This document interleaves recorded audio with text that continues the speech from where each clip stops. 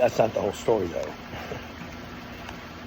We got to keep moving forward after the Adam and Eve debacle, and move forward. Now we still got to learn through our sight, you know. But eventually we start going through that. We start seeing that there comes a point, you know, running the universe. That's how it gets real busy, you know.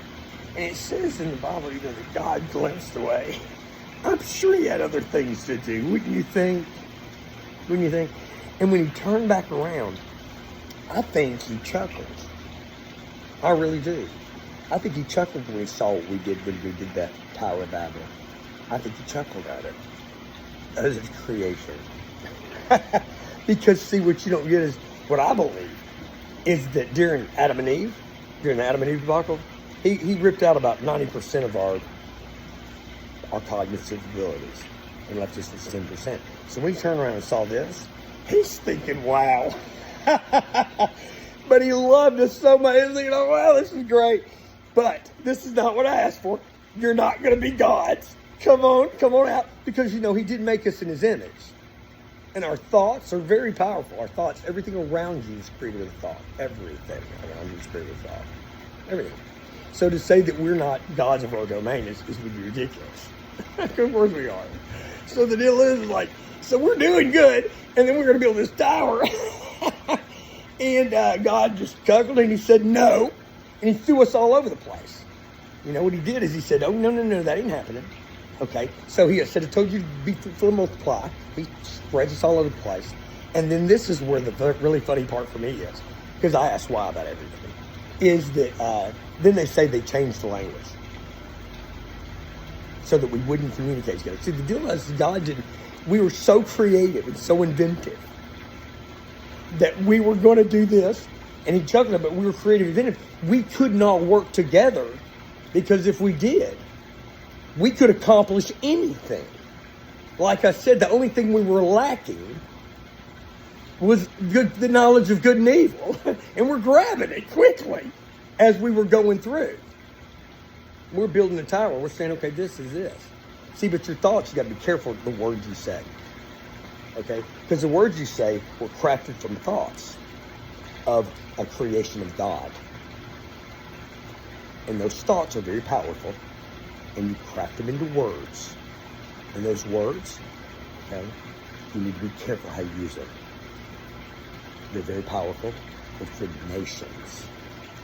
Nations. They've also created genocide. They can create wondrous and horrible. Whatever's good can also be very bad. We have to learn to balance it with our good decisions.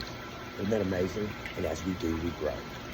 That's how it works. So the Tower of Babel here, we're looking at it. See, I don't believe that the language thing is real. I mean, I believe that, yeah, he changed our language, yeah, probably some, but I don't think that's what the translation of the Bible really should be. I think it's going to check the translation. I'll see that I think I may be right, that it says communication, because that, when the Tower of Babel was a creation of perception. When he spread us all out, speaking different languages and everything, we started seeing the world through the eyes of our experiences. Exactly. The way everything you see is about experiences. Okay? And you see through that. Okay? So what happens is, when we both look at something, we don't see the same thing. We think we do. We assume we do. But we don't. Not always. And when we do that, and then you say to me, you say, well, this is my truth. This is what I see. I say, okay, yeah, I believe that too. I see this. What I see is the truth too. So there's your truth, my truth, and that truth now. There's three truths. No. There's only one truth. And we have to fight our way to it. So we have to learn through sight to get to the answer. It's just not given to you. You have to dig for it. You have to ask why. You have to figure things out. And you have to move forward. That's how we do it. This is not hard stuff. This is still a path to move forward. You know, and we have to move forward. We have to move forward like, and that's how you do it.